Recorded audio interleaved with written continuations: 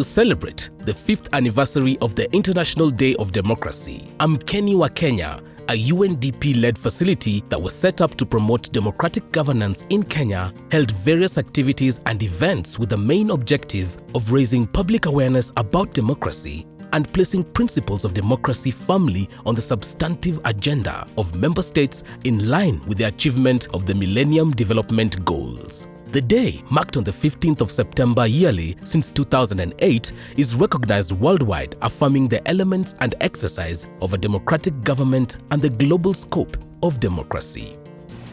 There is much to celebrate as we witness remarkable changes and transformation processes across the country and the continent in the period since the United Nations designated the 15th of September as the International Day of Democracy.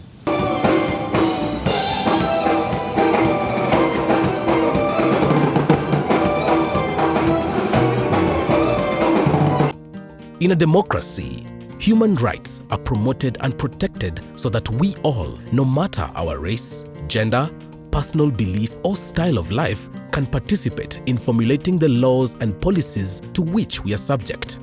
In a democracy, people play an active role in political and civil life.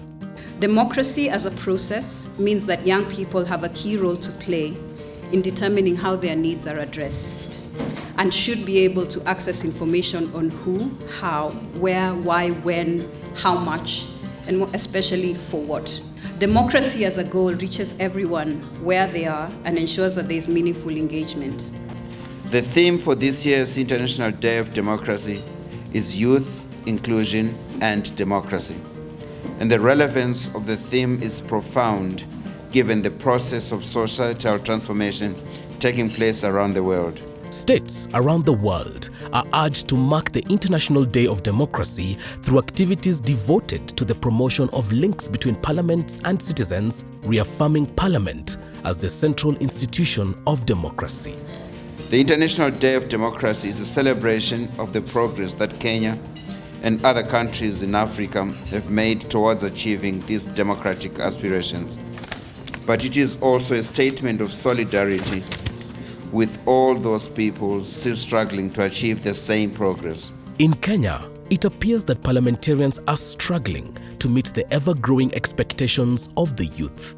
As a member of parliament, I want to say it here that more than ever before, we have put in place the infrastructure under the new constitution for the youth of this country to play their role in terms of the political dispensation, in terms of their role in the private sector, their role in leadership in this country. With the promulgation of the new constitution in Kenya, the issues of democracy, leadership, and governance have taken root among the youth. For a long time, the youth in most parts of the world, including Kenya, have been marginalized. They have been excluded from the decision-making process, yet they constitute the largest portion of the population. And I am happy to announce today, this is the time for the youth to put this situation to a stop. Your rightful place in positions of influence is no longer a matter for charitable gestures by the state. It is a legitimate right. In Kenya, for the first time in our history, we have actually defined what the youth are. And although, as all of us bear in mind, youth is, as a concept, is both permanent and yet temporary. It is temporary because, by our own definition, and Article 260 of our Constitution, and I must emphasize that our former Constitution cared so little for the youth that they never bothered to define them, and therefore it was left to politicians to use more handouts, to use very petty practices, to treat the youth as youth wingers. Never again will Kenya allow this concept, because we have now defined the youth in Articles 260 of our Constitution. Emphasis on the importance of democracy, what it involves, the challenges it faces, as well as the opportunities it offers as a central responsibility of a government, so the need for a forum where the youth discussed how well the government performs its democratic functions, possibly on the basis of self-assessment, and identified what steps it may take to strengthen its effectiveness. Youth involvement is a critical component of any movement towards democracy in Kenya, and indeed all over the world. This is the reason for this gathering. It is not to speak to the youth, but aims to dialogue with youth. The Kenya government has tried to build on the youth as a resource through the Kazi kwa Vijana initiative. By the end of 2011, June, the Kazi kwa Vijana program had benefited 306,000 youth. The government established the Youth Enterprise Development Fund in 2006 to provide financial support to youth-led enterprises and to build an entrepreneur culture among the youth. When we started this business, we formed a circle in the year 2009. Currently, we have a fleet of 10 motorbikes there. From there, we had 20 employees. Some were working during daytimes, some were working during night times. A debate on the issue was one of the main areas of the discussion at the question and answer forum. Kwanza kabisa, nataka nijue hizi kazi kwa vijana senye huwa munaimba kazi kwa vijana. Hawa vijana uajiriwa ni lazima wawe ni wa kutoa takataka kwa mtaro na kukatakata nyasi huko kando. KKV is not only the manual jobs ya kufagia mitaro. Ndio mmewaambia na my colleague here, kuna hii ya empowerment, internship. I wonder, these jobs, are they for only people without disabilities? Because I hear it's a lot of manual work, digging trenches and all that. What about people with disabilities? What plans do you have for them kwa hii kazi kwa vijana? We give priorities to the youth with disabilities. It's not only physical disabilities that we consider. We have many youth who are being afflicted by various issues, and we give priority to them. In fact, as we write our reports, we write them in terms of male we have engaged, female we have engaged, and youth with special needs. Other topics of discussion included the challenges faced by people with special needs. For persons with disabilities to access identity cards, because there are very many people with disabilities, especially deaf people, when they come to get their IDs, that it's not accessible, or even persons with physical disabilities are not able to access those places because of communication, because of movement. So now, IDs and voter cards, what plans do you have for persons with disabilities? Because persons with disabilities also need these things. And we also have youth with disabilities that need to get IDs. Because many youth with disabilities are out there. They are unable to access these places. They would need IDs, but they cannot access the places where the IDs are being issued. This, I would say that, one, it can be addressed by the number of stations that we have all over the country. Secondly, especially for the deaf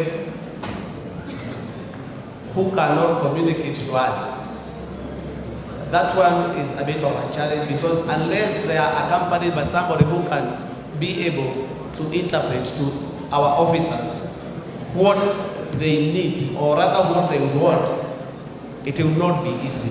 We have the disabled, we have the deaf, they're all in the same category. And we are already putting some activities in place to ensure that in 2012, these people will be participating in a very, let me say, in a very effective way. Or we must make things simple for them that they must participate. Like when we say some people are physically challenged, we must ensure that we have the necessary facilities in place to enable them to vote. Swali langu ni kwa IEC. Ninataka kujua kama hiyo voter education yenye wataanza kufanya raundi hii ita include hata democracy ndani yake, because ile aspect nyingine wase ufunzwa tu vitu zingine lakini democracy haiko.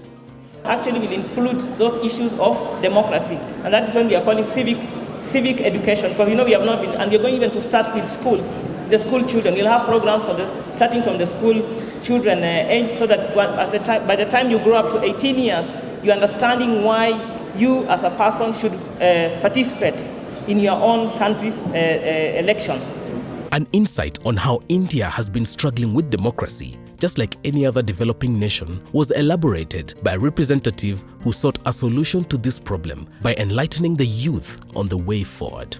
People are growing in our country despite the government and not because of the government. It's not because government is doing a lot, it's because young people are interested, have taken control over their own lives in many, many ways. We've had 60 years of a beautiful constitution. And that's why I'm a little critical, cynical about thinking that, oh well, Kenya will change completely just because it has a beautiful book.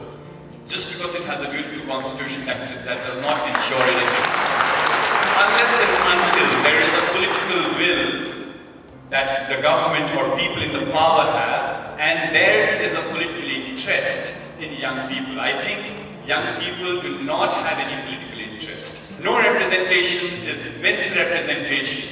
What is listed in the constitution, you need to demand for it. If the government does just that much, your life is solved. Other invited youth activists from Rwanda, Egypt and Kenya each gave their experience on the youth inclusion in democracy. Leader is a person who actually thinks first the people he's leading before he thinks about himself.